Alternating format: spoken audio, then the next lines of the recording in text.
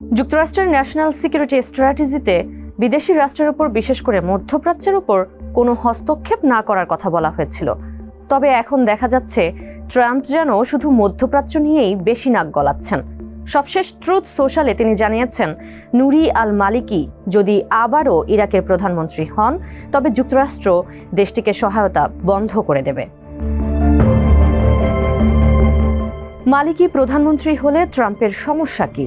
তাকে নিয়ে হঠাৎ কেন তেলে বেগুনে জ্বলে উঠলেন ট্রাম্প? আগেরবার তিনি ইরাকের প্রধানমন্ত্রী থাকাকালে ইরাক যুক্তরাষ্ট্র সম্পর্ক কেমন ছিল? টিবিএস এক্সপ্লেইনারে চলুন জেনে নেই। সঙ্গে আছি তামান্না খন্দকার। ৭৫ বছর বয়সী নুরি আল মালিকি ইরাকের ইসলামিক দাওয়া পার্টির মহাসচিব। ২০০৬ থেকে ২০১৪ পর্যন্ত ২ মেয়াদে দেশটির প্রধানমন্ত্রী ছিলেন। তিনি বর্তমানে ইরাকের শিয়া রাজনৈতিক দলগুলোর জোট কোঅর্ডিনেশন ফ্রেমওয়ার্কের শীর্ষ নেতা। গত বছর নভেম্বরে এই জোট পুনরায় প্রধানমন্ত্রী পদের জন্য মনোনীত করেছে তাকে। আশা করা যাচ্ছে খুব শীঘ্রই ইরাকের প্রেসিডেন্ট প্রধানমন্ত্রী হিসেবে তার নাম ঘোষণা করবেন। মালিকির বিরুদ্ধে পশ্চিমাদের সবচেয়ে বড় অভিযোগ হলো ২০১৪ সালে তার শাসনামলে ইরাকে উত্থান ঘটেছে চরমপন্থী গোষ্ঠী ইসলামিক স্টেটের।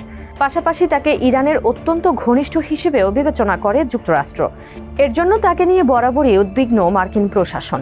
ইরাকের সংখ্যালঘু সুন্নি ও কুর্দি জনগোষ্ঠীকেও কোণঠাসা করে রাখার অভিযোগ রয়েছে মালিকির বিরুদ্ধে। ইরাক নিয়ে নতুন কিছু বলেননি ট্রাম্প। সেই পুরনো সুর, সেই পুরনো শব্দগুচ্ছ। ইরানের বেলায় যেমন বলেছিলেন মেক ইরান গ্রেট অ্যাগেইন, এবার ইরাকের বেলায়ও বলছেন মেক ইরাক গ্রেট অ্যাগেইন।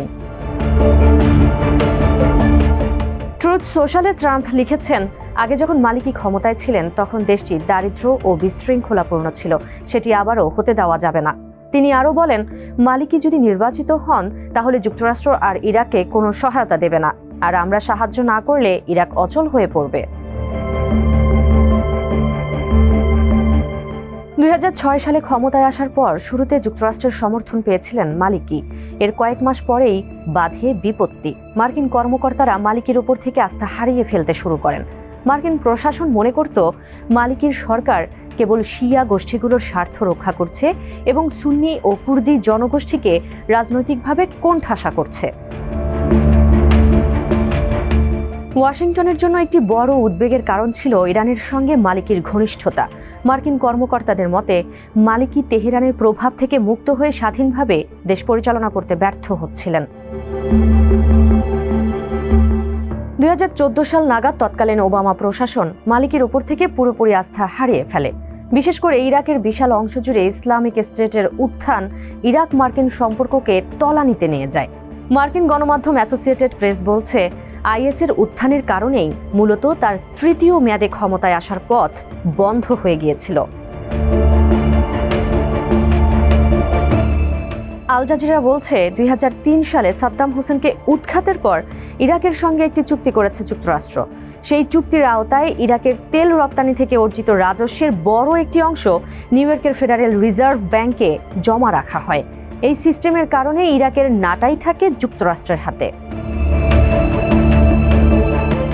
ইরাকের সংবিধান অনুযায়ী প্রধানমন্ত্রীর মেয়াদ ৪ বছর। সাধারণত প্রধানমন্ত্রী হন একজন শিয়া মুসলিম। পার্লামেন্টের স্পিকারের পদটি সুন্নিদের এবং প্রেসিডেন্ট পদ বরাদ্দ থাকে কুর্দিদের জন্য। সম্প্রতি স্পিকার নির্বাচন করেছে ইরাকি পার্লামেন্ট। এখন নতুন প্রেসিডেন্ট নির্বাচিত হবে। নবনির্বাচিত প্রেসিডেন্ট ১৫ দিনের মধ্যে নিয়োগ দেবেন প্রধানমন্ত্রী হিসেবে মালিকিকে।